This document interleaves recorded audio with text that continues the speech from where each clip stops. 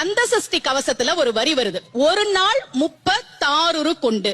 அதாவது கந்த சஷ்டி கவசத்தை ஒரு நாளைக்கு 36 முறை படிக்கணுமா. படிச்சா 7 மணி நேரம் ஆகும். நான் படிச்சிருக்கேன்.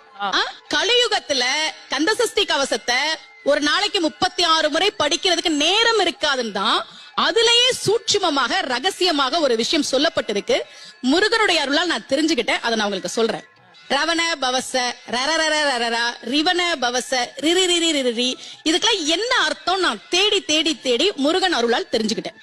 சரவண பவ முருகனுக்கான மந்திரம். இத 6 முறை சொல்லணும். இப்ப சாவ தூக்கி பின்னாடி போட்டீங்கன்னா ரவண பவச, அத 6 முறை சொல்லணும். இப்ப ராவ தூக்கி பின்னாடி போட்டா வனப வசர, வாவ தூக்கி பின்னாடி போட்டா நபவ சரவ, இப்ப நாவ தூக்கி பின்னாடி போட்டா பவ சரவண, பாவ தூக்கி பின்னாடி போட்டா வசர வனப.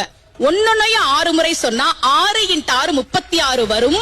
இப்படி சொன்னால் 5 நிமிஷத்துல சொல்லிடலாம். கந்த சஷ்டி கவசத்தை 36 முறை சொன்ன பலன் கிடைக்கும்.